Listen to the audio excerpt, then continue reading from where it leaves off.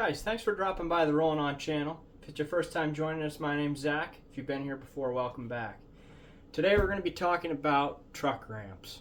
So I recently got another dirt bike and I'm looking for a nice way to load it into my truck. I have 7-foot ramps. They're a little bit short and I almost dumped my bike off the back of the truck, so that's not great.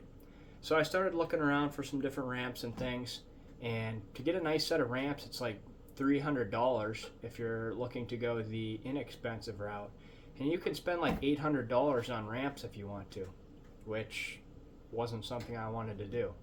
So I got some aluminum ramp ends at Walmart. They sell them hyper tough for like $25 for the pair. They come with carriage bolts. Then I went to Lowe's and I got some 2x12 by 10 foot lengths, and I just bolted on the ramp ends, and all in I was like under 60 bucks. I had my own grip tape. I laid grip tape up the ramps so that way I don't slide off if my bike's wet or it's raining or something. And this makes it really easy for me, pretty small guy, to roll a bike up into a truck bed. Don't have to start it or anything, feather the clutch, nothing like that. You can just roll it right up pretty easily. So that's the cheapest option I found and definitely the best for the money, so I figured I'd share it with you guys.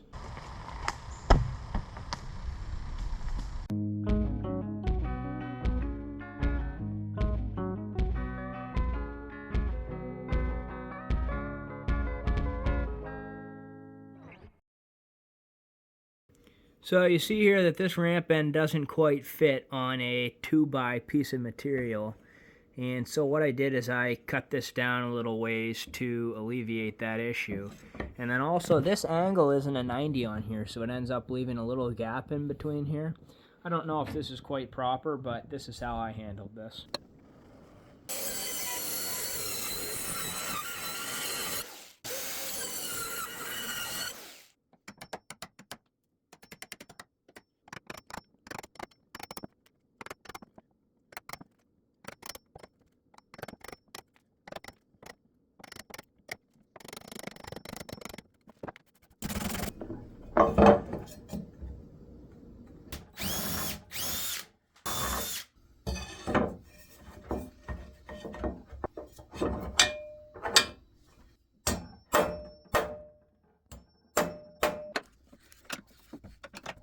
So I'm done with this now, and you can see that there's this gap here.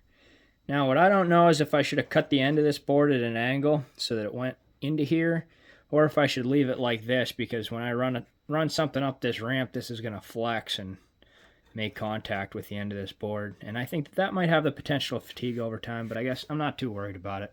Worst case scenario, I'll cut 1 inch off the end of this and cut the end of the board at an angle at some point.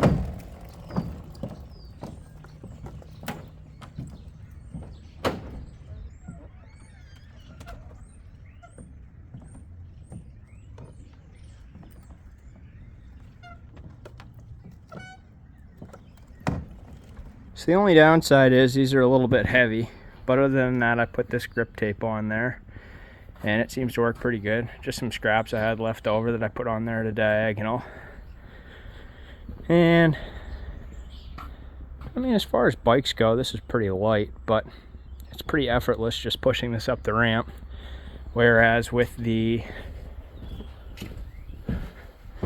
7-foot ramps that I have, it's pretty difficult. It's a pretty steep incline and just a little bit sketchy, especially because I think these are only 8 inches wide, which that extra 4 inches with these is super helpful.